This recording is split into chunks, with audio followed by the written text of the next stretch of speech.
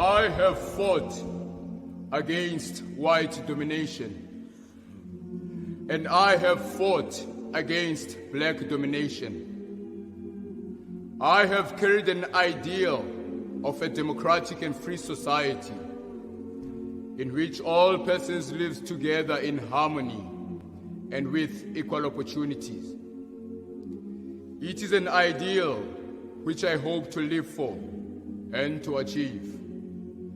But if needs be, it is an ideal for which I am prepared to die.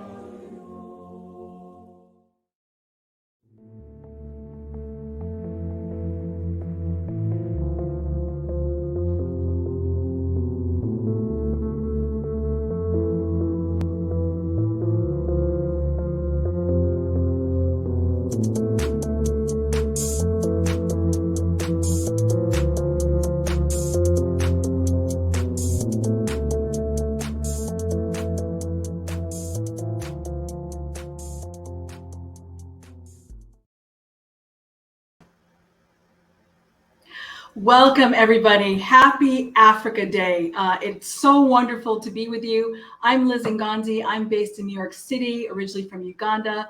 It's so wonderful to have all of you with us from all around the world. I have to tell you that we have quite a journey to take you on. This is going to be a really, really emotional day. Bring your tissues, because I think I'm going to cry too. But we're going to really talk about the Nelson Mandela University, which is the academic expression of Nelson Mandela. And it's really a phenomenal university led by an incredibly, incredibly inspiring woman. Before we go ahead and hear from the King Budwai Foundation US, which is hosting this event, I want to go ahead and take us straight into a question from you. When you received the confirmation email from us, I think it was yesterday, we asked you to watch a video that was created in 2017 at the time that the university was renamed Nelson Mandela University. And in that video, we hear from a number of different alumni from all over the world speaking about what Nelson Mandela's name means to them. So for you, we asked you to come today prepared to tell us what Nelson Mandela means to you.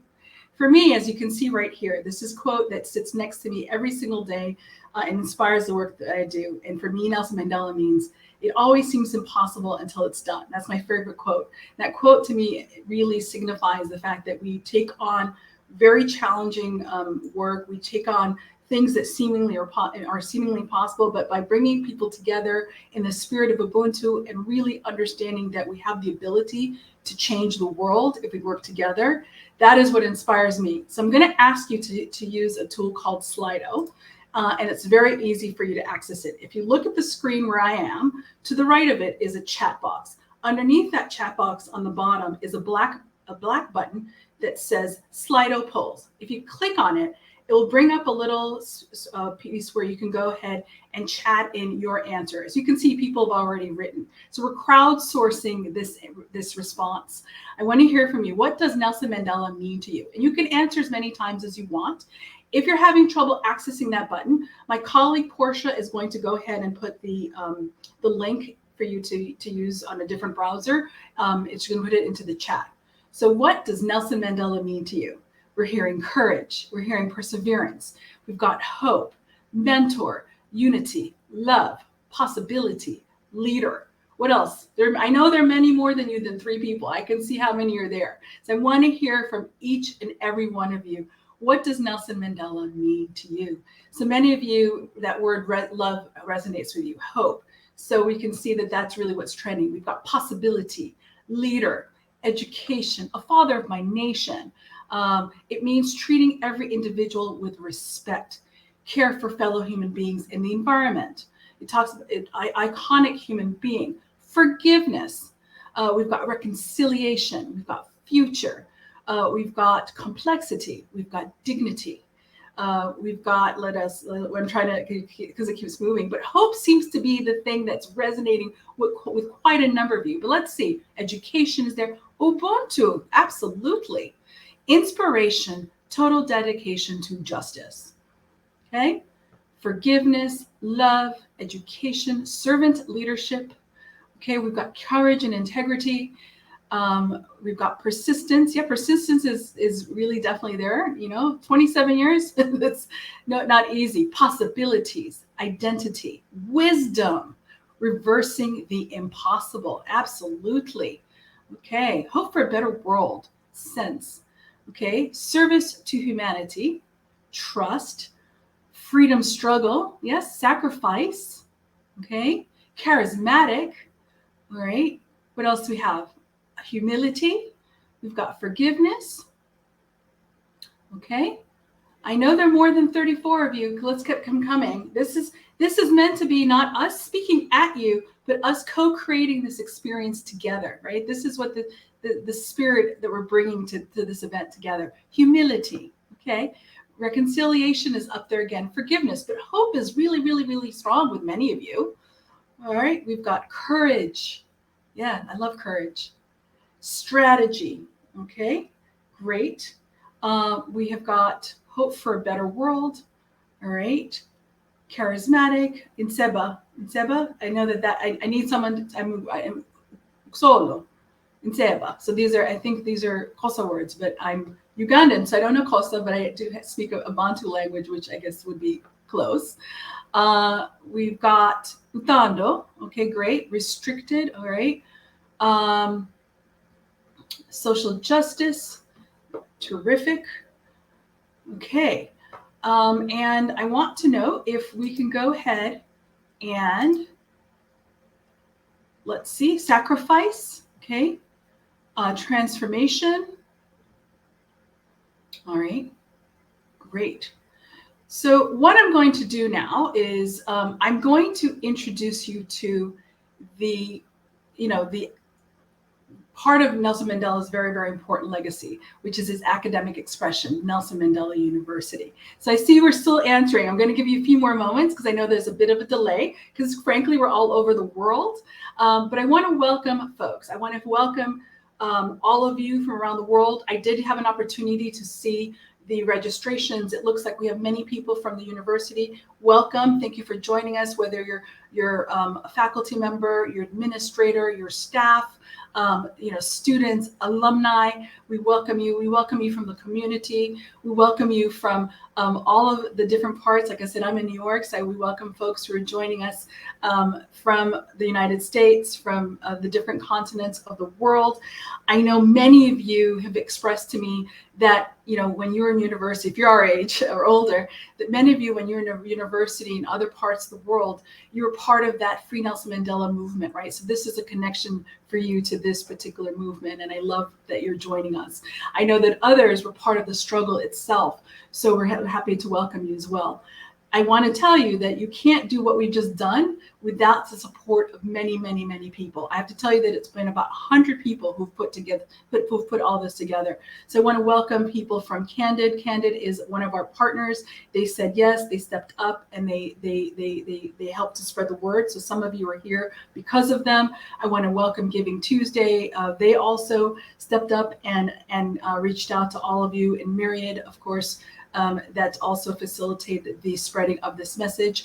I want to definitely thank King Benoit Foundation US, which has been our partner with the International Social Impact Institute since the founding of the Institute. I founded it in 2020, and King Benoit Foundation US was one of our very first partners.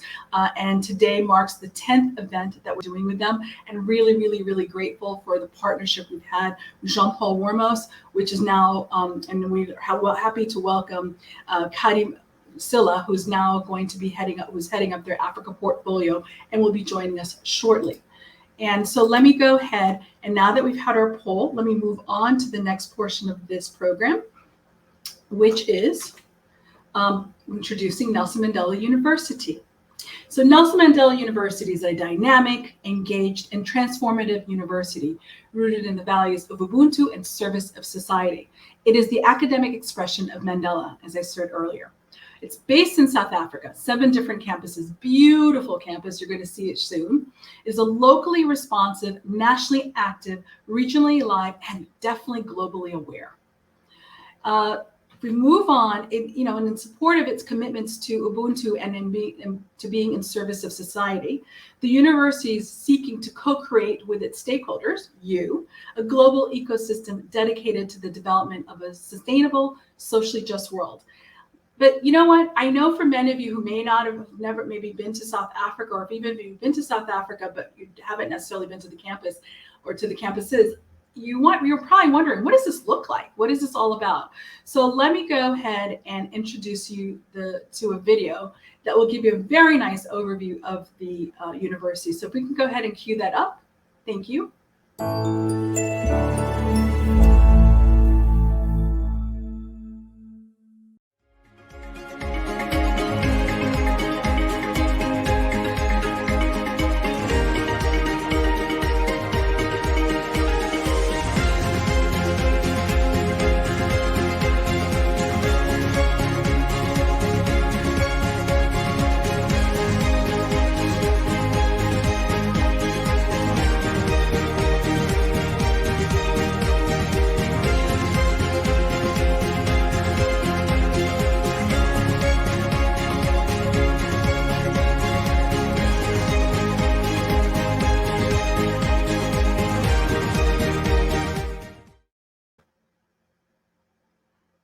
Okay, well, so there we go. This is wonderful.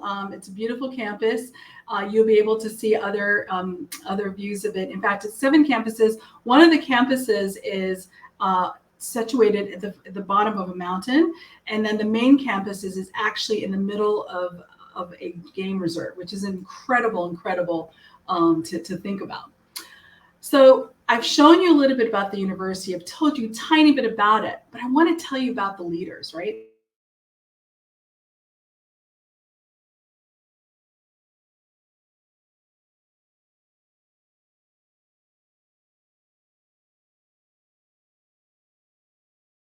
Sipo Jangre-Bardil, and the Vice-Chancellor, Professor Sibongile Muthwa. Let me tell you about Professor Muthwa. Nelson Mandela once said that as long as poverty, injustice, and gross inequality exist in our world, none of us can truly rest. And I believe the 10 facts I'm about to share about VC Muthwa, or Professor Muthwa, will show you how she has answered his rallying cry.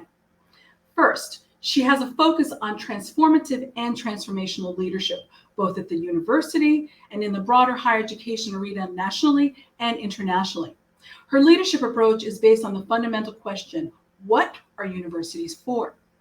Through her leadership, the university has focused on being in service of society explicitly in the pursuit of social justice.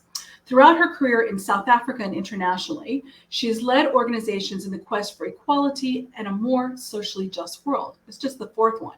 Fifth, deeply committed to gender justice, social inclusion, and active democratic participation, she chairs the task team on sexual harassment and gender-based violence and harm in South African universities, and is a member of the Presidential Human Resource Development Council of South Africa. She is the chairperson of Universities South Africa, or USAF, a member organization representing the leadership of 26 of South Africa's public universities. She holds a Bachelor of Arts from University of Fort Hare, a BA honors from the University of Witsrand, which is Wits, an MA from the London School of Economics, and a PhD from SOAS University of London. Eighth, she's an alumna of the US State Department Exchange Program. She's a member of the East and Southern Africa Committee of the Association of Commonwealth Universities, ACU, which has over 500 member universities in 50 countries across the Commonwealth. And 10th, she's twice been selected to chair and or facilitate a segment of the President's Forum sessions for of the STS Forum in Kyoto, Japan, of which she has been an invited guest since 2018. The forum, just to let you know, provides a platform for world leaders in the fields of policymaking, academia, and industry to gather and discuss how to deal with science and technology issues from a long-term perspective for, imagine, 100 to 500 years in the future. Incredible, incredible. But let me tell you the final thing. So this is the bonus. She's completing her first fifth-year term as a vice-chancellor, and she was just appointed for a second five-year term. So I want to congratulate her and let her come to the stage for us to have an amazing conversation. Welcome, VC Muthwa. Thank you very much. Thank you very much, Liz. It's a pleasure to be here. It's a privilege. Absolutely. Please tell us a little bit about yourself. We're going to learn about the university, but people came here to meet you. So can we hear a little bit more than what I talked about in the bio? You're a woman who grew up in South Africa. I remember the first time we met in 2019 in New York, I said to you, how did you come from, where you were born in KZN to this world stage career and being one of three women running this incredible university as the vice chancellor? Thank you very much, Liz. It is really a pleasure to be here. I'm honored together with my colleagues, which I know they are watching on the platform. I just perhaps want to start by thanking our High Commissioner, High Commissioner Nomathemba Tambo, who is our High Commissioner in London, because I'm traveling in London this week. So she has been kind enough, and the commission is hosting us, is hosting me. I'm hosting this lecture from there.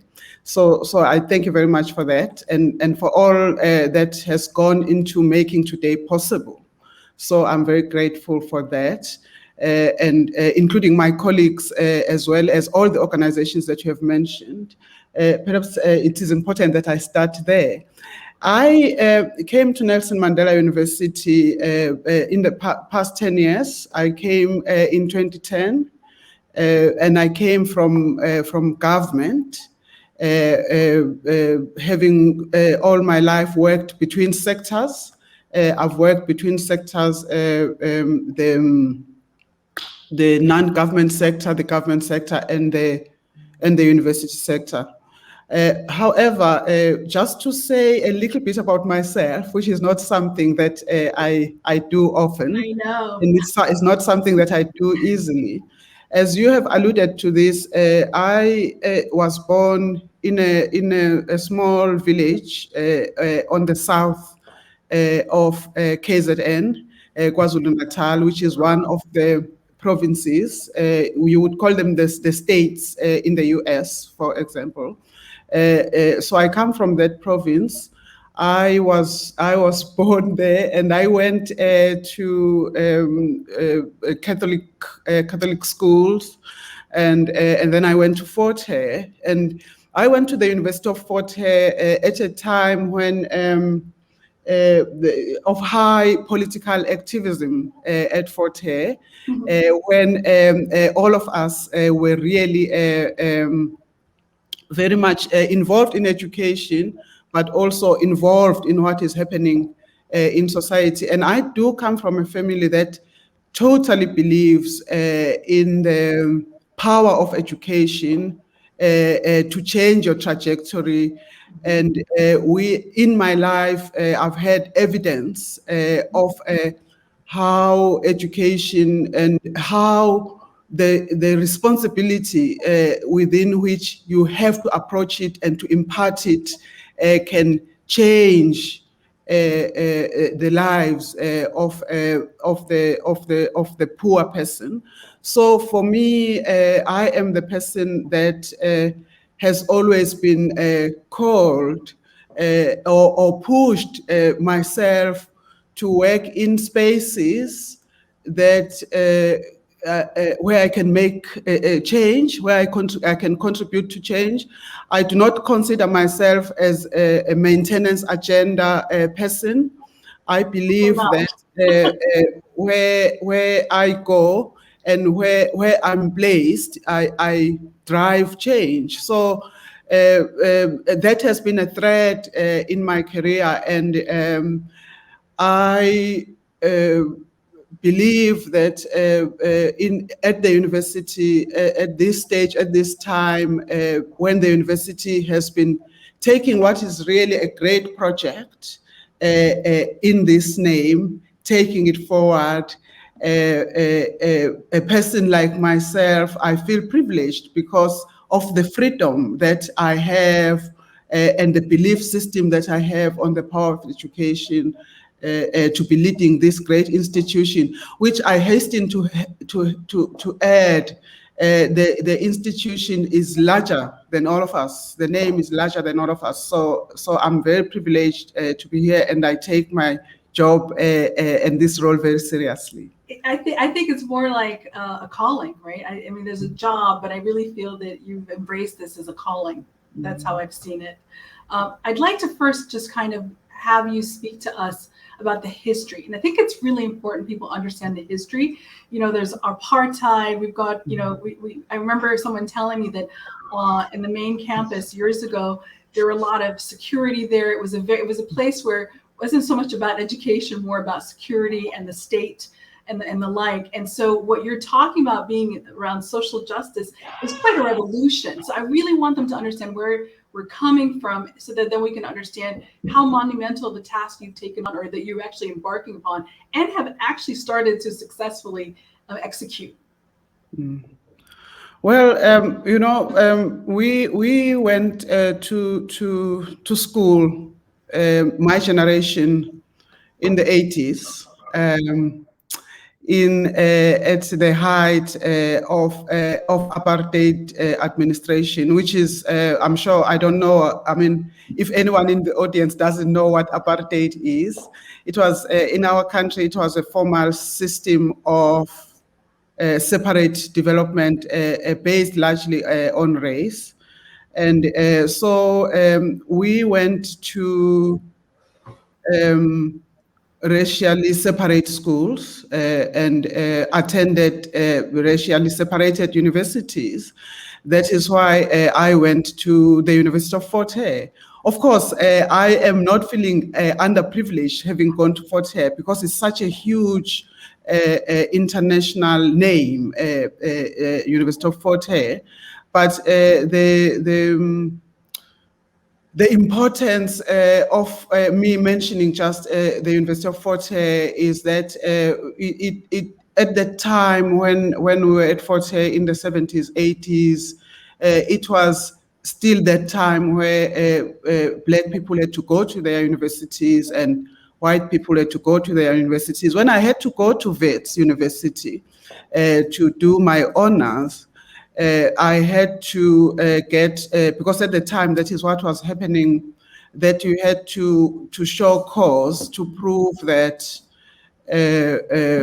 the program that you want to do is not catered for in any of the other Black universities. Right. So that is how I got to Wits in the early 80s. And indeed, I have to say that it has been, and one has been part of the larger journey of South Africa to actually work together, not alone. We didn't do it alone, together as part of the international community to actually move South Africa under the inspiration of Madiba and his cohorts to the direction where we are. But all that I do want to emphasize is that for me, I believe that the enterprise of education, is so important and it is so serious that it has to continuously to read for itself, to perform better and to have more impact on the lessons that are outside the education system itself. And so that has been my attitude as a young person when I used to have the opportunity to lecture, and when I led an institute within a department at the University of Fort Hare. And then when I came to Mandela as a Deputy Vice-Chancellor and in this role that I'm in, I believe that if you are in an environment coming from the past that we come from, a commitment to the social justice angle and the emancipatory nature and potential of education is very, very important. And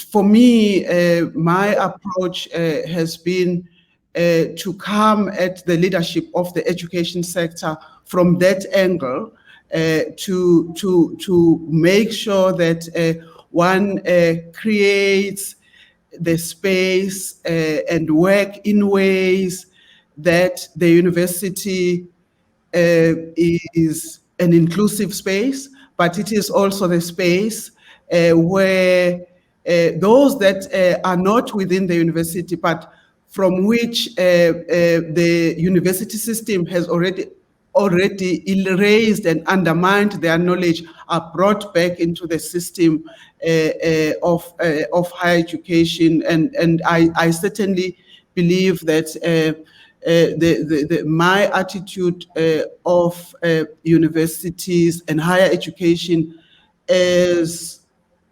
vehicles for change, for social justice, for equality, and as platforms where we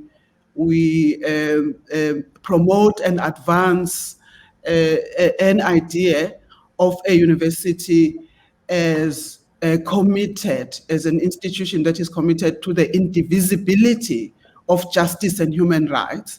It comes deep from my own upbringing, because I really do believe that myself and leaders of my generation, it is only through the opportunities of education, imperfect as it was in our time, that has placed us in positions where a young person is able to look at me and see that anything is possible. Representation. So it is very, very important that I am understood in that manner in the approach in which I have taken with a lot of humility the work that we are doing at Nelson Mandela University at present.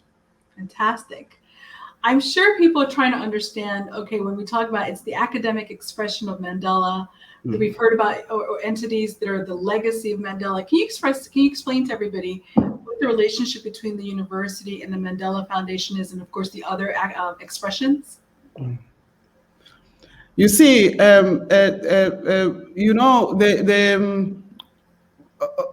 globally, particularly in our country, in South Africa, and in our continent, there are so many organizations and entities that are charged with advancing the legacy and protecting and expanding the legacy of Mandela.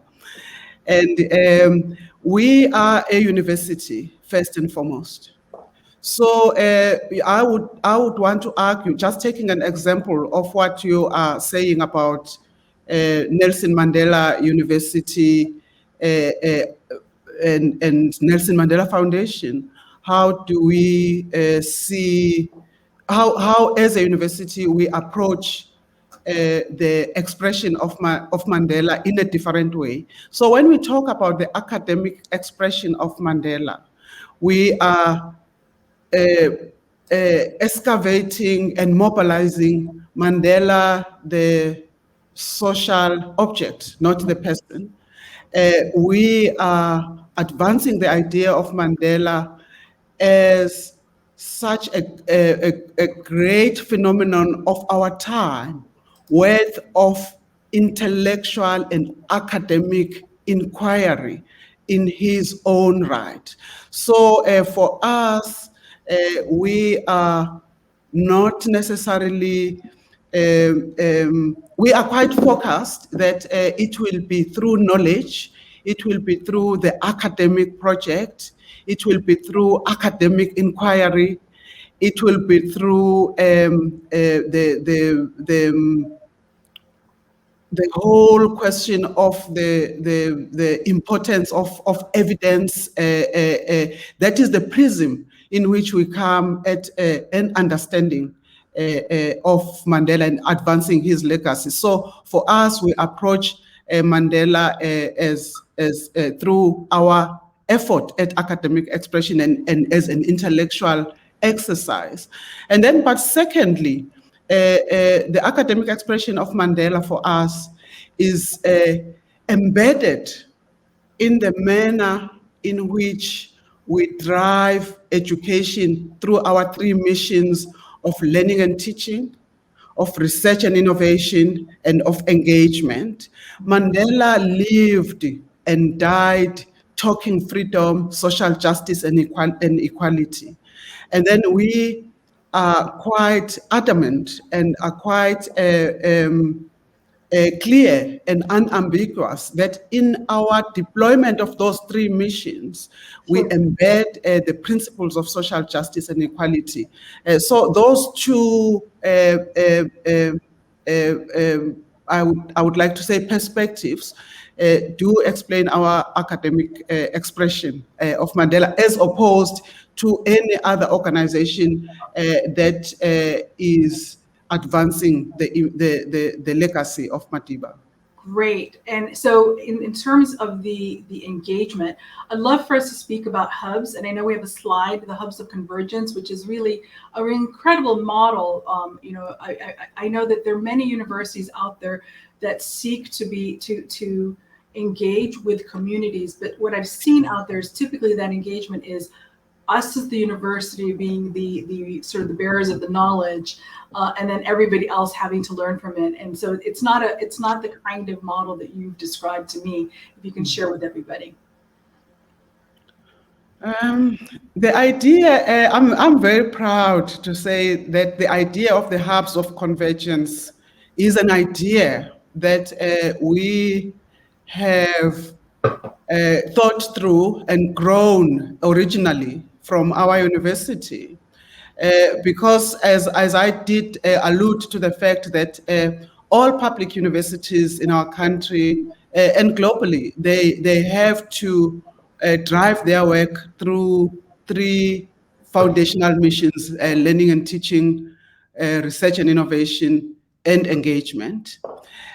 Our approach to engagement is quite specific, and we are working very hard to sharpen this. We look at engagement as convergence. Engagement as convergence for us means that we are not coming to the space of community engagement as a university or as an entity that seeks to impose on communities, on society, but we are coming to the space of engagement. I would say engagement, we approach it, the university as a student, because I love that. I love when you say that. I love it. Yeah, the university as a student, because I mean, I do not need to overemphasize the fact that universities have survived for thousands of years, but actually societies and communities in which we are situated have also survived for thousands of years and have overcome all sorts of precarities without needing to be popped up by the university. So we believe that for the university to cement and to expand its impact and to deepen it, it needs to adopt an equalizing relationship with its publics and with our community. So we actually then look at our engagement as an equalization project. So it is important that we come at it from a sitting position. And then just to talk to the sketch that you have just shown, practically, because again, engagement can be a slogan. And it is important that for us, it is important that it is not a slogan. And then our hubs of convergence are experiments and work that we are doing with our communities on areas of change and innovation and dealing with the issues of inequality and poverty in a manner that is not predetermined by us as Nelson Mandela University, but in a manner that is co-created and co-determined by us and our communities, because we truly believe that we are not going to be able to make an impact that we are beginning to make if we are not working from the sitting position and from the listening position and from the position of humility. Love it. Okay, great. So, wow, I could speak to you all day long, as you know, and I have so many other questions for you, but I think it's important for us to prove it, right? Because you're actually doing this. Yes. And so I want to go ahead and move into the next segment where we're going to meet some of your faculty members. And, you know, I think it's important for us to share, to provide them a little bit of background. So the university has, I think, over 2,300 employees, full-time employees, has 7 faculties, 258 programs, and 6 institutional themes.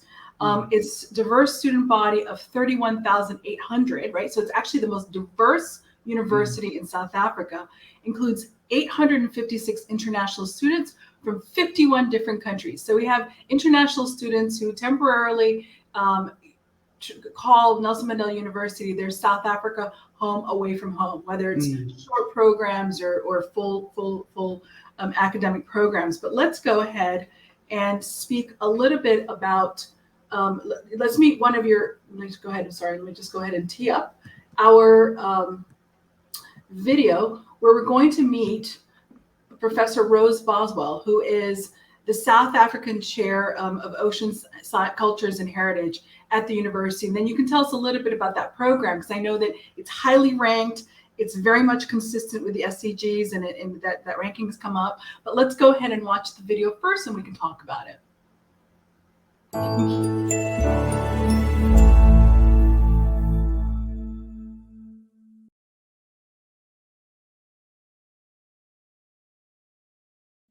Hello, my name is Rose Boswell. I'm an anthropologist and a DSI NRF Research Chair in Ocean Cultures and Heritage based at Nelson Mandela University in South Africa. My work involves the investigation of coastal and intangible cultural heritage as described by UNESCO in 5 African countries, including South Africa. The other countries for our research are Tanzania, Mozambique, Kenya, and Namibia. And in each of these countries, we have research partners and graduate students investigating the critical issue of human relations with the ocean, specifically in this time of climate change. In 2022, we have 2 books that are on their way to being published. One is a poetry anthology entitled Between Worlds, on climate change and the intimate relations that humans have with the ocean and coast. And this book is published by RPCIG in Cameroon. The second book is an edited book of some 700 pages considering blue heritage, coastal cultural heritage in several countries, not just in Africa, but across the world. Some 23 authors have contributed to this book, and the book is entitled The Palgrave Handbook on Blue Heritage. Beyond our publication work, the research project seeks to empower students in South Africa. There's a strong social justice component to the work that we do, in that we include local communities in our research, and we see them as research partners and collaborators. We feel that the project of Ocean Cultures and Heritage is well worth supporting. And we have a number of global partners that we are working with at the moment. One of these is the UKRI Grand Challenges Research Fund project entitled the One Ocean Hub. And through their support, we have been building capacity in South Africa, research capacity in South Africa, as well as publishing capacity in South Africa. We look forward to your support. And the support of ocean sustainability, and of course, the intangible cultural heritage of African peoples. Thank you very much.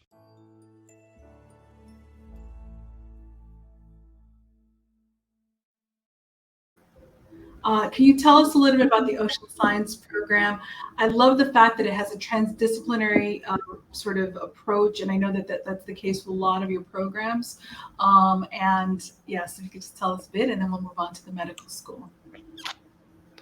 Thank you very much, Liz. And I want to again thank Professor Boswell, because that video that we've just seen, it totally sums up not only our work on ocean sciences, but also it projects our intentions of being locally responsive, locally relevant, and locally impactful with a global reach. But also that video through ocean sciences, and we have other similar programs that also tap into the heritage and the asset base of our continent. So I think that video of Professor Boswell actually sums that up very well. Our Ocean Sciences program is the newest program as an independent large campus. Indeed, in South Africa, we are the only university with a dedicated ocean sciences program. Our ocean sciences campus and our ocean sciences work is an multidisciplinary work. largely we are working harder to build our undergraduate capability. It is largely driven through interdisciplinary postgraduate studies, and the work of Professor Boswell, for example, is in fact, she is the only chair in humanities in ocean sciences, and we are very proud of this because we are working much harder to make sure that the ocean sciences program grows as a truly interdisciplinary program. But also, we in South Africa, we've got the longest, we have got a very large coastline. We've got a very big asset as within marine and ocean sciences, and indeed the work that Professor Boswell is doing for us through that chair that she holds, which is a tier 1 highly rated senior chair.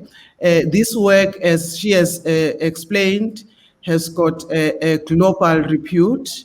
And indeed, as you can hear from what she's saying herself, we believe that while we're punching above our weight on our work on ocean science, we believe that we can do much, much more through our excellent scientists that we have, whose pedigree can only grow if we get a lot more support. So I really am very, very proud of this work, because it is the campus itself, the Ocean Sciences campus, was launched officially in 2017, and then it has become such an important part of our work, because what it has done is to conglomerate the work our scientists all around our university that have been doing to work more collaboratively,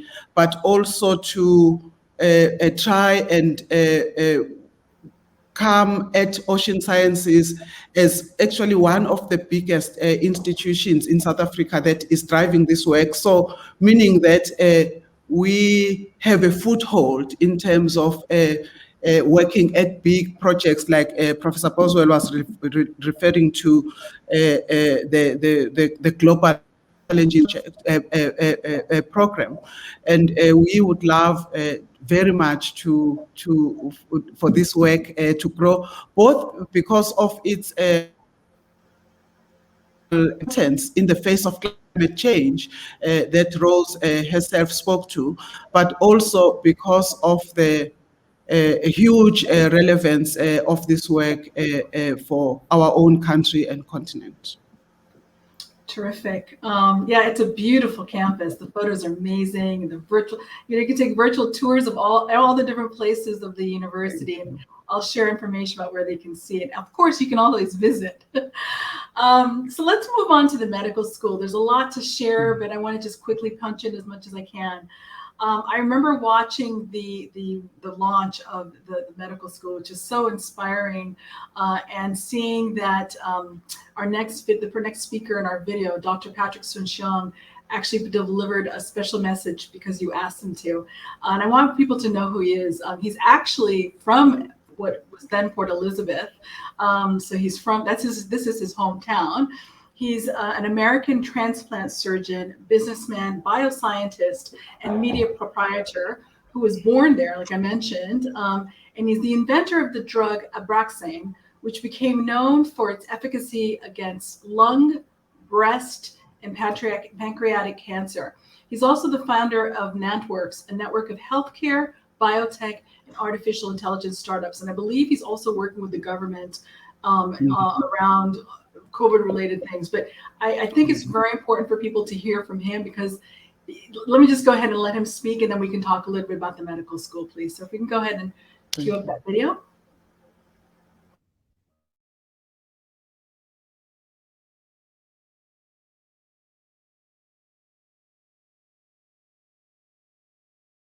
It's my pleasure to be here. My name is Dr. Patrick Soon-Shiong, and I was honored to be asked by Vice-Chancellor Professor Muthwa to give the first 50 students, medical students, a welcoming address. What a proud moment, what a proud day for the first medical students to be open in the medical school in my hometown.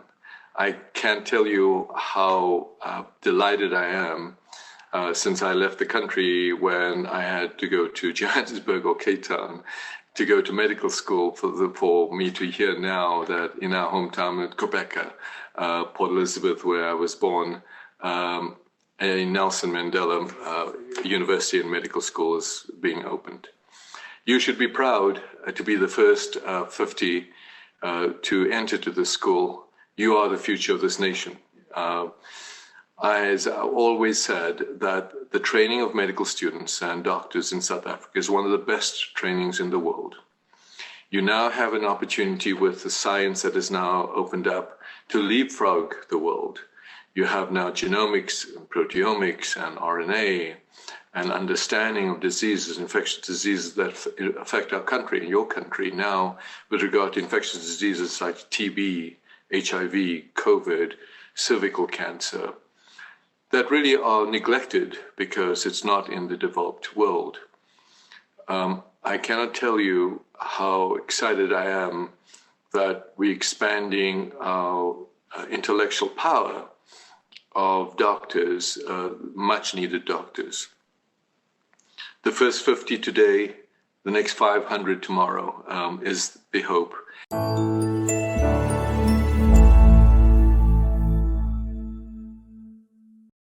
So I love he said the 50 today, the next 500 tomorrow. So can we talk a little bit about the medical school? I think it's very unique, and it very much demonstrates being in service of society and the social justice components we've been talking about.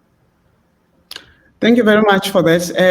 I loved that video which Patrick did at when we were inducting our first medical students. That is just spot on. It also just in such a short video explains where medical education is and says a lot about the region in which Nelson Mandela University is situated. But just to say something specific about our medical school, our medical school has just taken its second cohort of students this year in 2022. And we took our first cohort in 2021. This medical school is the 10th medical school in the country, but it is the first one that has been established by our government at Nelson Mandela University post liberation. And the uniqueness of this medical school is that it drives its work through the principles of interprofessional education, but also our medical school is working at making sure that we are, instead of being concentrating on curative medicine, we concentrating on preventative medicine, but also we are approaching medical education in a manner, as I explained earlier, where we learn from below, where we work with communities to be part of the medical school. I can just mention that when we got accredited a few years ago with our medical school, our accreditation council of the country, it said that because of the manner in which you are approaching medical education through such embedded community involvement, it is important that your medical school has got an advisory board which is composed of community members, because you do not want to lose this important element of your medical education. I do also want to say that our medical school is situated at a campus called Mission Vale campus. This is an area in the city at the Nelson Mandela Bay Metro, which is one of the poorest areas. For us, this is significant and this is symbolic. And we thought very carefully about this because we have campuses in the more affluent parts of Gqeberha, Port Elizabeth. And then we have got a campus in the city center. And then this campus is at the center of informal housing, right. Where the poorest of the poor people that are underserved live. So it is important from the point of view of the community, but the point of view also of the medical students, right. And our scholars, because this is the practicalization.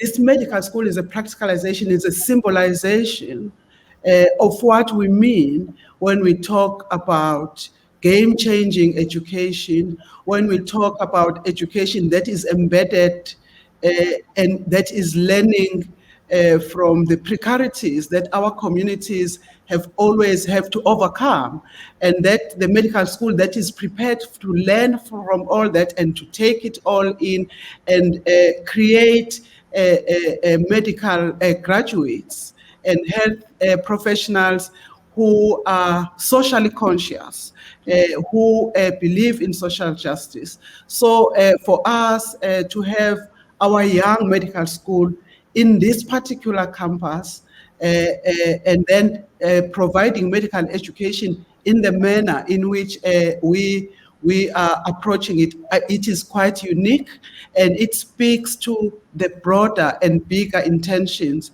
of this university to be a vehicle for real change. Absolutely. And can I ask, is the medical school headed by a woman? The medical school is headed, the Faculty of Health Sciences is headed by a woman, Professor Zuki Zingela. Sure, we are very proud. She's a specialist herself. Yeah. Because I also want to highlight, not only are there 3 women running the university, we have 2 of the 4 deputy vice chancellors are women, and then 4 of the 7 deans. Is that not correct? Are women, right? So, and yes. This may seem like, okay, people who live in certain parts of the country, I mean, world, they may say, well, that's normal, but context matters. I think it's very significant that the university takes this very seriously as well. And diversity in many different forms, right? It's not just in terms of gender, but in so many different ways. I want us to get to talking about students. I mean, I think it's so important that people understand the people who are who are going through your programs and who are graduating really are embodying this. And so I can't think of a student, well, he is actually known, he graduated in 2021, but he's close. A young man who embodies everything we've been talking about more than Charles Mbele. I had an opportunity to learn about him from Karen Snyman, who is, works for the university. And she's basically, I think the students call her Mama. Mama. She really does help the students around entrepreneurship. But he started his business on campus through a competition, and he services the other students and so on and so forth. You learn a lot more about him. But his company is called Quick Start. So if we can go ahead and share the video, let's learn a little bit about him before we go ahead and go into the rest of the alumni and honorary doctorate recipients, because we just are, we've got to keep going because we want to get to those questions. Go ahead, please.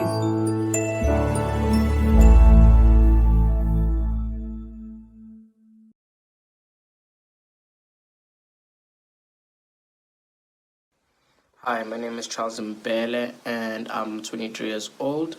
I'm the founder of Quick Start, a bike rental company located at the Nelson Mandela University, which I started out as a freshman in 2018 after I met Mrs. Karen Snyman from the Student Development Office at South Campus, who assisted me with finding the right location for the business, as well as the marketing and the support for the business.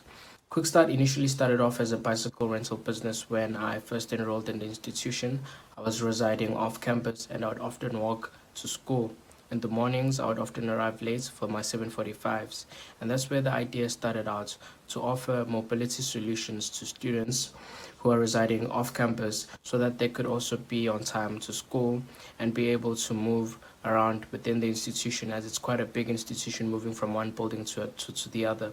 So I shared that idea with Ms. Karen Sneeman, and today I'm proud to say that I was able to establish the business, and we employ one full-time student who assists us with the daily operations of the business, and we also offer our services online through our website as well as Facebook, and we also open 7 days a week, which we're the only bicycle rental business in Port Elizabeth that I'm aware of that operates 7 days a week. Most students choose to rent our bicycles on a monthly basis because they commute on a daily basis, and it's the cheapest way for them to travel. And the nice thing with bicycles is that they are reliable, as they don't have a tendency to break, unlike a motor vehicle, for instance. And they're also very low cost in a sense that you don't need to fill up with fuel. You just use your own energy to cycle.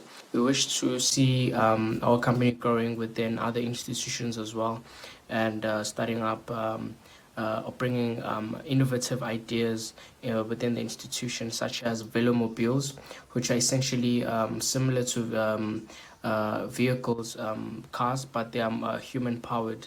And yeah, I mean, there's so many other ideas that we wish to bring into the institution. Yeah, thank you. Fantastic. So if you can talk a little bit of the entrepreneurship program, because it's a really premier program in the country. I'd love to hear about that. Thanks, Liz. Student entrepreneurship is at the center of our graduate attributes. Among our graduate attributes, we want to evolve graduates that have adaptive expertise, graduates that can respond and face the world in its diversity and multi-layeredness. So this project, in my view, I want to congratulate our student for a start. I mean, this is a brilliant project, I have to say. I have to say that this is one project that just shows us how determined we are to drive student entrepreneurship. And you will notice that, I don't know if the audience knows that in South Africa, not only do we have high levels of inequality and poverty, but also we have got high levels of unemployment. Yeah. So we also want to make sure that when our students leave university, they do not leave with their degree, as important as it is that one is, their degree, but also they have different pathways. They are able to create jobs. They are able to work at change. They are able to, I suppose, to be globally conscious. And then when I say, we are doing our graduations, I always ask our students, what is it that will set you apart as a Nelson Mandela University student? So for me is what this student and this program seeks to demonstrate is that it is possible in this university to pursue your studies, but also to have that support to actually create new industries that are responsive to the challenges that our nation faces. So I'm very, very proud of this one. But I want to add one other thing that's going to make you very, very proud, because I have to put the bow on this one. So Mama K, Karen Snyman, that's what she called Mama K, she wrote to me. She said that not only is he so incredible, she said that as a first-year student who didn't go home during vacation, he created a 5-day entrepreneurship workshop called Generate Your Business Idea with community members at the local library. He put together a manual for them from open source material. That's how, and he's done this more than once.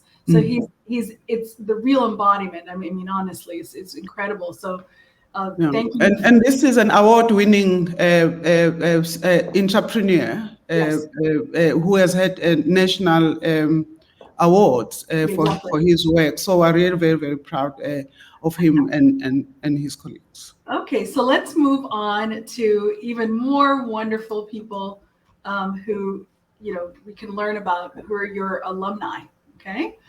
Other alumni. We've got, Nelson Mandela and its founding institutions have conferred almost over 171,000 qualifications, including almost 2,000 doctorates and 9,000 master's degrees to 128,000 or so graduates from over 80 countries.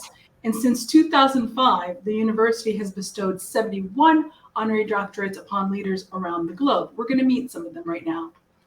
So let's talk about these alumni that we've chosen to highlight. So we've got Alan Knott Craig. What's amazing about him, most people probably know him in terms of the work that he did with Mixit, but through Project Aziwe, as we found, he's really wiring up the country so that people can have access to free Wi-Fi, which is a real game changer, and I think a real demonstration of being in service to society. Lukonga Lindunda, who I met many years ago as a graduate, and founded and runs Bongo Hive Technology and Innovation Hub in Zambia, which was the first one, is really addressing not only innovation, but is addressing that youth unemployment or just unemployment in general.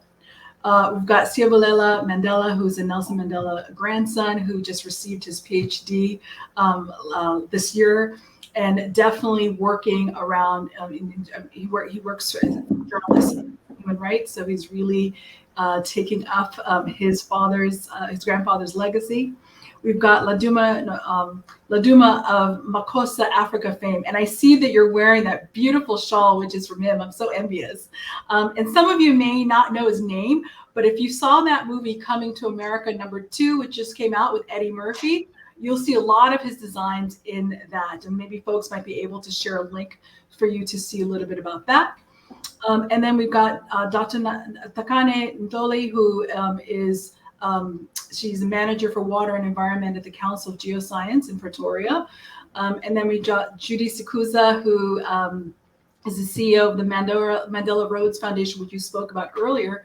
And then, of course, we've got Conrad von Longerenberg, who is here in New York at Paul Weiss Rifkin Wharton Garrison LLP, a very prestigious law firm.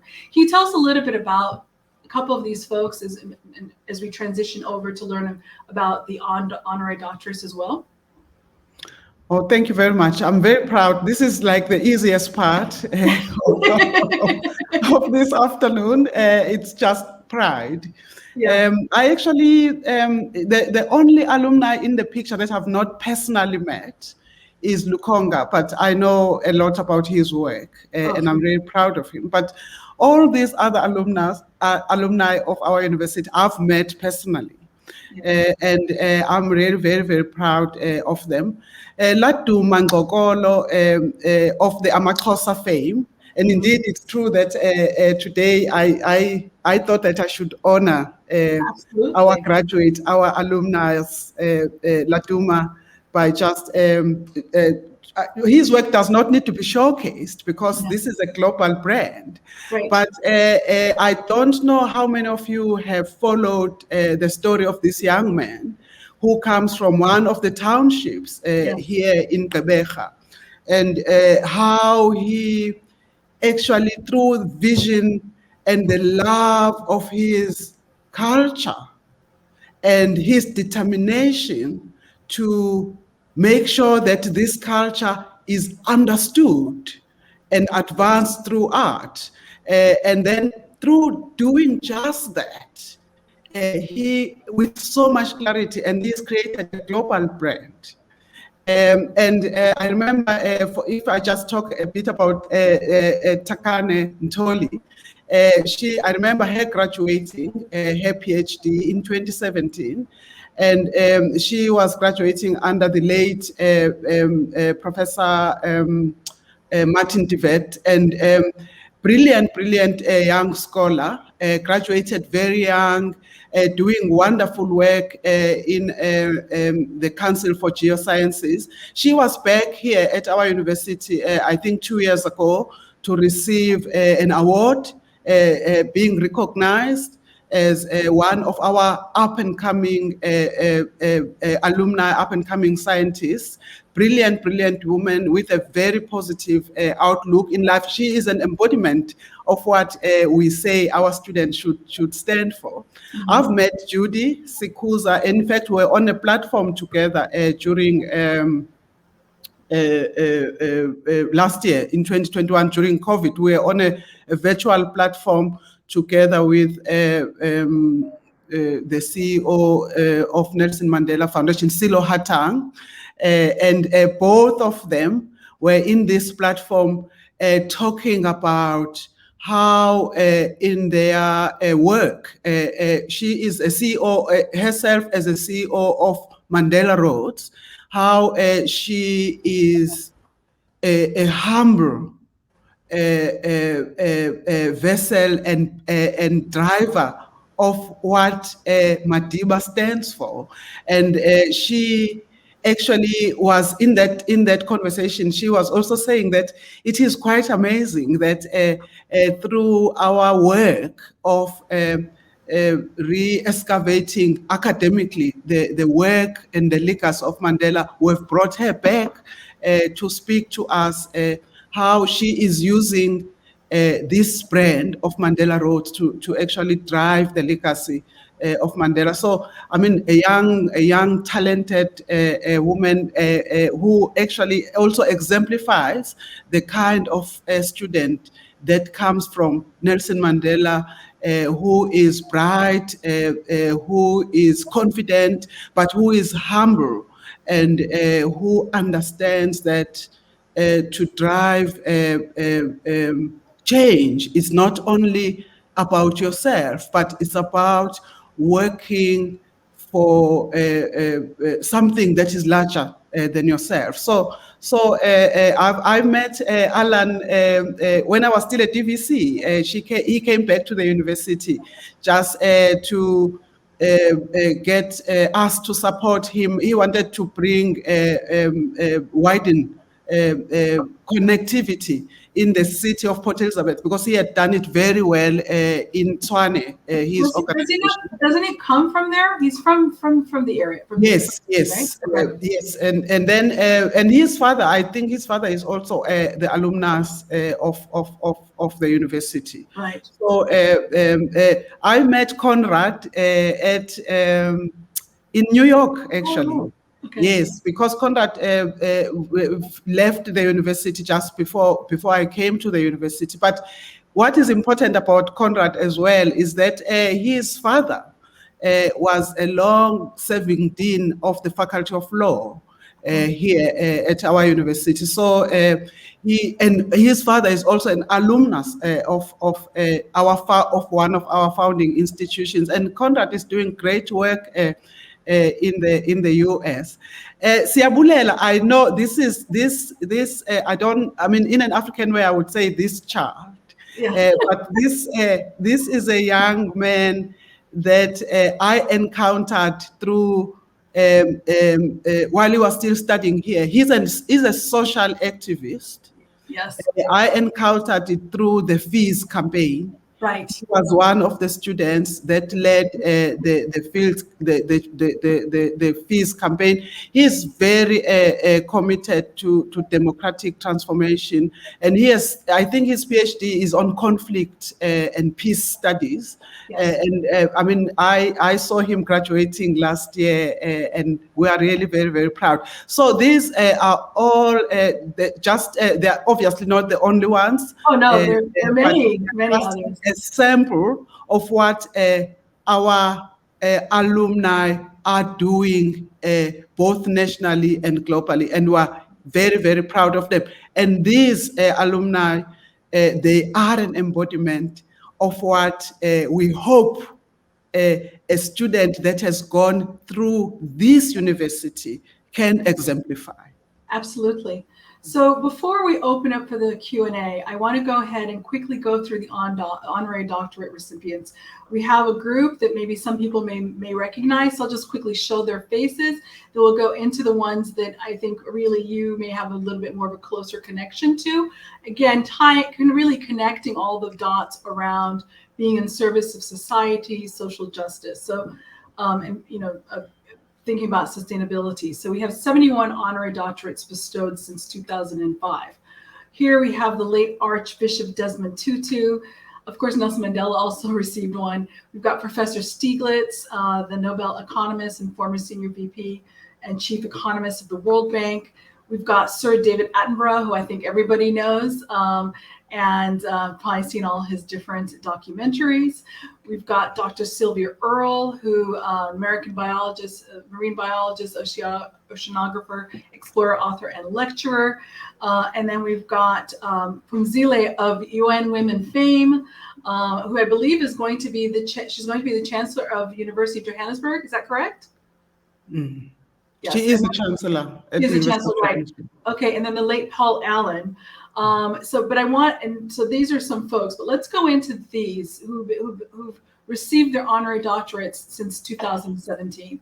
So we've got Strai Masiwa, who is a businessman, entrepreneur, and philanthropist. He's the founder and executive chairman of Econet Global. We've got Mashilo Motse, who is, you're going to explain to her, I think she's just amazing, because I love that she's a healer and she's using lots of different sort of approaches or bringing in a lot of different wisdom into her work. We've got Ben Okri, which I know many people know, the poet.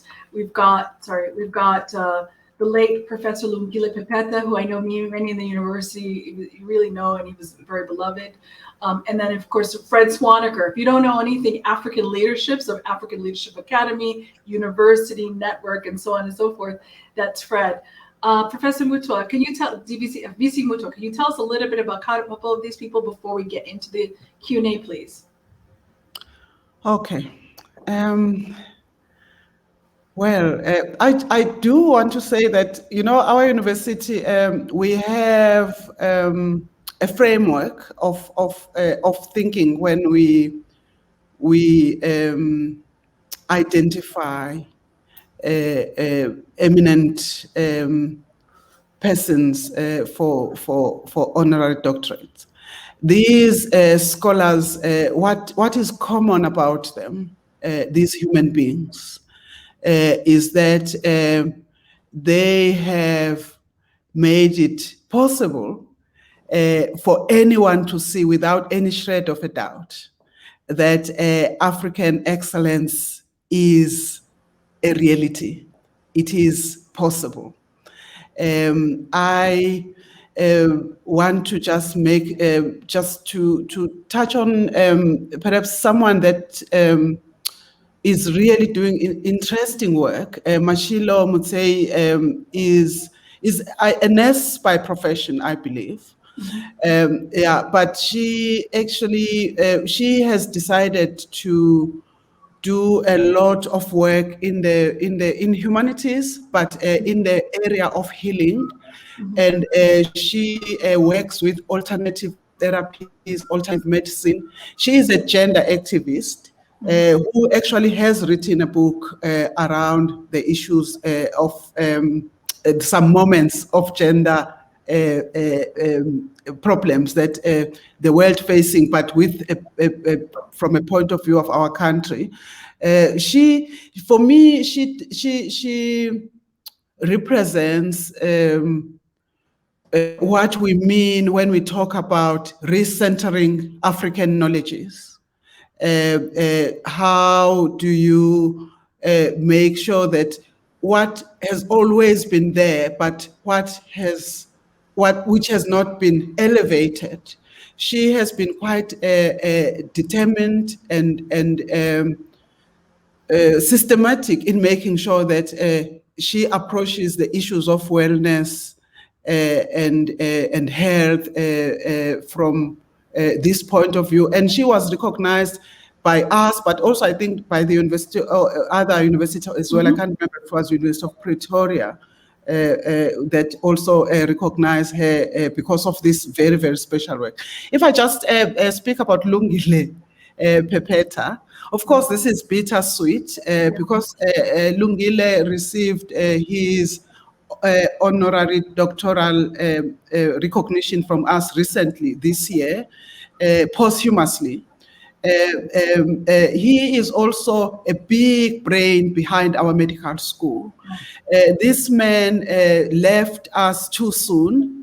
He was a health activist. He believed that the health system would not have done its job if it is not coming at it from the side of the poor. He himself, coming from a rural Eastern Cape in South Africa, in Bizana, in the same place where O.R. Tambo was born, in the same village. Lungile was born in the same village, from a humble home, and then he's just, for me, quite a good representation of what Mandela said, that education is the vehicle to change the world. It can make sure that the son of the miner can become the owner of the mine. So Lungile represents that. I mean, perhaps I'm not going to be able to talk about all of the well-known. The thing is, we have links that we can share so they can read about them and stuff. Yeah. I really want to open up for the Q&A. We're going to welcome Patty back. I'm sorry. And the great news is, if you want to learn more about the alums, we're going to have the optional meet and greet, which starts at past for 30 minutes, where you'll be able to meet actually the people who run all of these different areas. So Kadi, welcome. Thank you for hosting us. Why don't you go ahead and take and go with the Q&A. Sure. Before I jump in the Q&A, I'm sorry, I have to apologize because I had some technical issues before, but I can't help to welcome you all and thank you all for being here on behalf of the King Baudouin Foundation US, on behalf of our partners at the International Social Impact Institute, Nelson Mandela University, Candid, and Giving Tuesday. And as an African, I definitely want to wish my people around the globe a happy Africa Day. Thank you for being here. I'm hoping that it's now clear why we decided to host this event today on this special day. It's Africa Day, and I'm hoping also that given what's been highlighted during the conversation, there's been a lot of transformation that's happened on the continent and in the diaspora since the inception of what is known today as the African Union on May 25th, 1963. But of course, it's also clear that there's a lot of work to be done to ensure that this impact continues. And for KBF US, we truly believe that philanthropy plays a catalytic role in enabling that transformation. And of course, VC Muthwa has already mentioned how Madiba viewed education. And in terms of this catalytic role, KBF US facilitates as a catalyst to ensure that barriers are removed for local nonprofits across the globe, including especially in Africa. And as a senior advisor for the Africa portfolio, I make sure that those barriers are not felt, that we are responsive to the needs of local nonprofits in Africa, but also our incredible US donors wish to make tax-deductible donations to social impact programs that are aligned with our vision and values. So welcome. Thank you to the International Social Impact Institute again, and to Liz for being an incredible facilitator. I mean, it's been clear that you are the one that has the background and the relevance to facilitate as a social entrepreneur yourself, and as an educator that is in the business of transforming lives, as well as supporting those that wish to transform the world. To that, I will hand over to you, Liz, but I think we're ready for the Q&A. Thank you all for being here. Okay, thank you. So I guess what we can ask is what are some of the challenges, VC Muthwa, that you wish to highlight, and what role do you believe philanthropy plays for transformative impact? Thank you. Thanks for that very, very important question. As I said, that our continent still faces huge development challenges. And of course, I'm saying this not from a deficit point of view. We are an African university. We are proud to be Africans.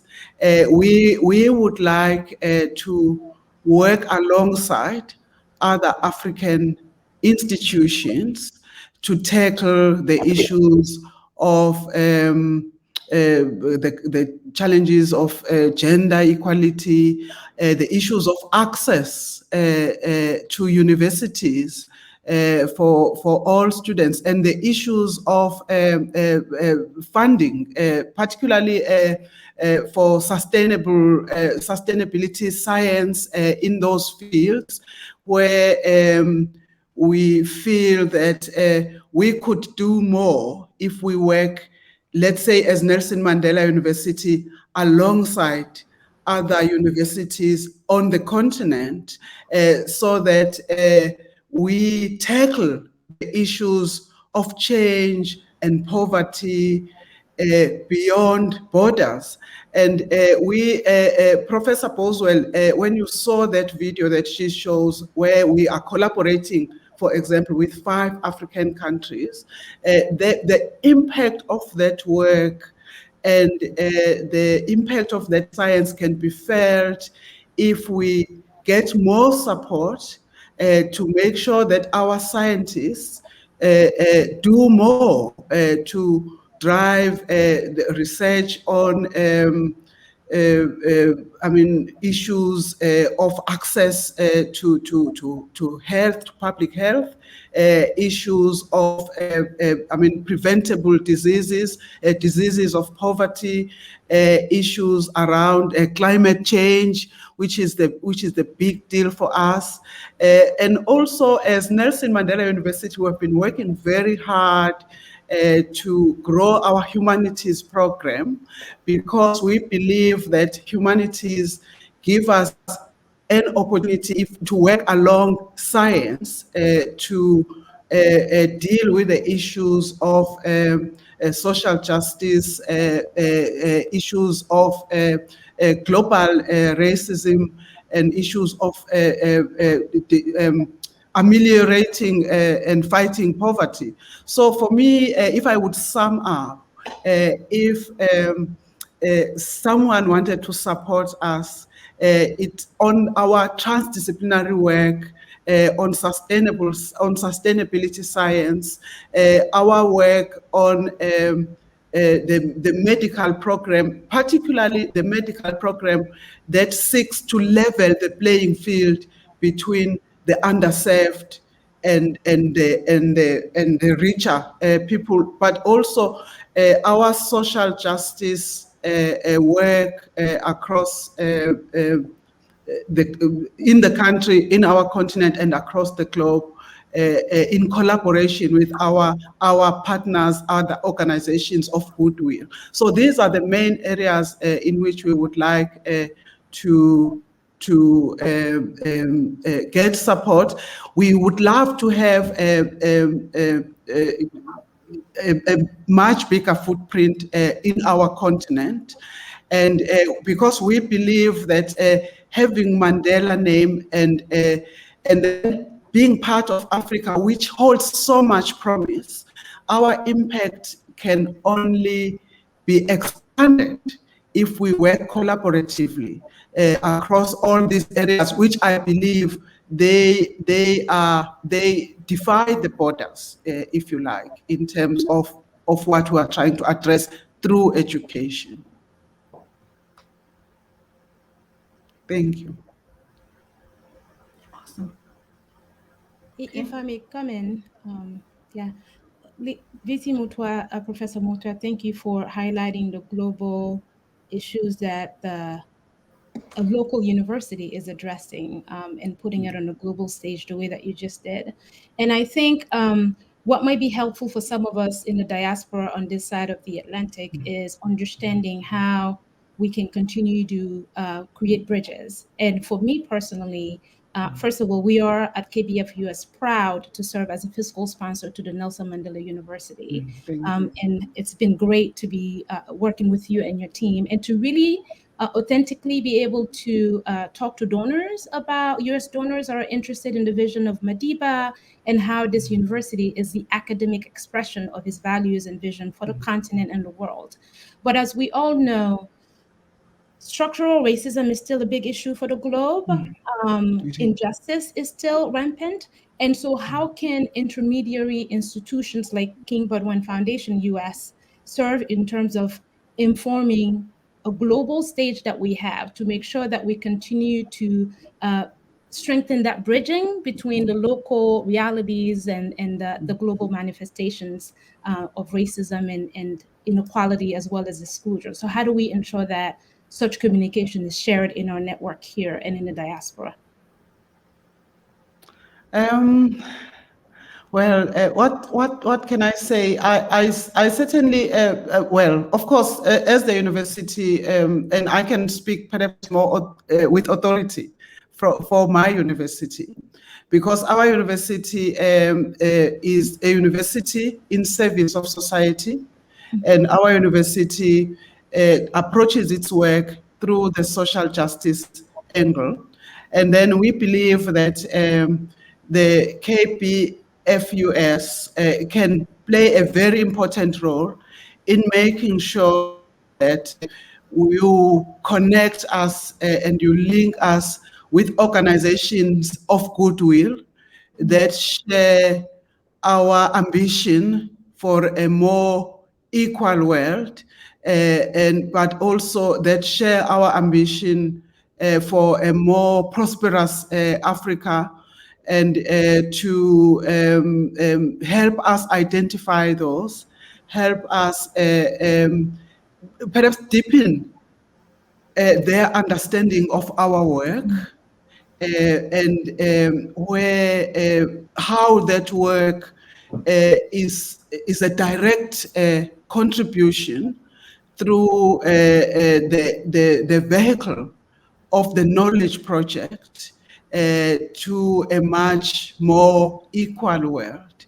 And as Nelson Mandela University, the reason why we took on such an important name, we felt that we can, as the university, just use this name and embed it in a manner that seeks to assist the university to do what universities do, but with a much more social justice angle to it. And the Mandela brand and the Mandela name itself does not need to be elaborated, but what needs to be elaborated is how we as the university see our role and how prepared are we, in which we are, to collaborate with our partners to make sure that we deal with the problems that have continued to deepen inequality, that have continued to make sure that there is re-racialization in the world. So our scholars are tackling this work across all domains of science, but for us to have more impact in our own country, in our own continent, we need to work collaboratively. We need to meet organizations across the globe of goodwill who share our ambition as a university. Thank you. Great. So obviously we have so many other questions we'd love for you to answer. And like I said, I could take this on forever, but we only, had 90 minutes with you. So Muthwa, first of all, thank you so very much for sharing your time with us, your wisdom, for everything that you're doing to help change the world and leading this academic institution and this movement. Really, I feel like it's a movement. So thank you for joining us today, and especially with you having to be traveling with the minister to South Africa, to the UK. I'm glad that you're able to make this with us. Kadi, thank you for hosting. So let me just go ahead and sort of talk with folks about, kind of what Nelson Mandela would like to do with you. So if someone can share my screen, please. Thank you. So Nelson Mandela wants to co-create a sustainable, socially just world with you. If you didn't get that, and whether you are a civil society organization, you're a research or academic institution, you're a local, regional community group, you're a student, an alum, an honorary doc recipient, an employer, even a funder, the most important thing is it's you. We really want you to be part of this. And so we want you to reflect upon how you want to get involved. What's the role that you think you can play? We're going to have an opportunity for you to meet some folks from the university now, if you choose to come into the optional meet and greet session. So if you're looking at the screen, this is a screenshot. Over here, you'll see that there are 3 different ways you can get involved, okay? So you can either engage more and learn more and support. So you'll be able to access the page on King Baudouin Foundation US's sort of on their Network for Good page to learn a little bit more about the university. You have links to a lot more information. You can watch more videos to learn more about the university. You can also consider supporting this if you're so inclined. We also would love for you to join the mailing list. You see Muthwa is coming to the US in October, so we might be able to invite you to some events. We also have Nelson Mandela Day in July. The university is partnering with the foundation around that. So even if you're not in South Africa, there are going to be ways for you to get involved virtually and definitely get involved that way. And then we have this meet and greet session for about 30 minutes, and you can choose to participate in the topics that interest you. We have 4 different areas: youth entrepreneurship and investment. You've got ocean science, science for society in the medical school is another group. And then you've got the alumni and honorary doctorates and international partnerships, and then social justice and social impact initiatives. So when you click on the button that says, go to the meet and greet, you'll be able to come to this lobby and then just literally just choose which one you were going to go into. I'm going to be there, so if you have trouble sort of navigating, we'll have people who can help you. But thank you so very much, and thank you to, like I said, 100 people who were part of this. I don't have enough time to say who they are, but Kadi, maybe if you could go ahead and close this out, and thank you to everybody for joining us. Thank you, Liz. Thank you all again for joining us. This has been fantastic. Now, here's my ask of you. If you are somewhere where it's evening time, those are all the languages. I can only say merci, which is French. So all the others, I cannot. But if you're somewhere in the evening and want to pop a champagne to honor the incredible progress that's happened on the continent, please go ahead and do so, with the reminder that we still have a lot of work to do. And so thank you for being here with us. Party it on. We look forward to working with you. If you're a locally led nonprofit in Africa, like I said, I'm here. Please reach out to me. We'd love to work with you. And for US donors who are interested in Africa and have donated and contributed so much, thank you all for your time, contributions, and for entrusting us with your mission and values. For those of us who want to learn more about KBF US, please do not hesitate to reach out to me. I'm happy to share my contacts. Thanks again.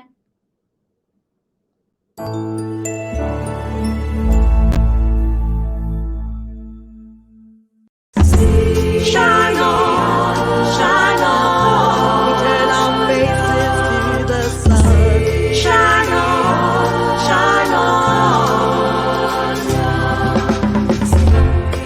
We took a slow road to the coast, trying to find a reason for the things that matter most.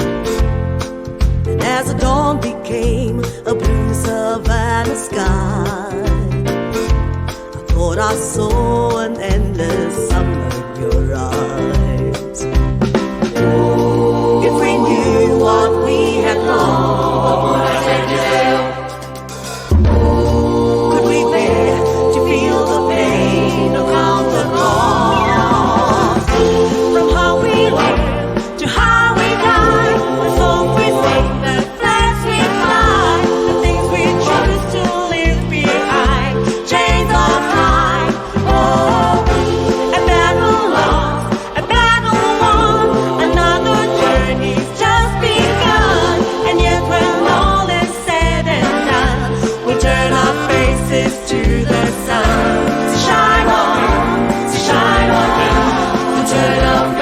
faces to the sun. Shine on, we turn our faces to the sun.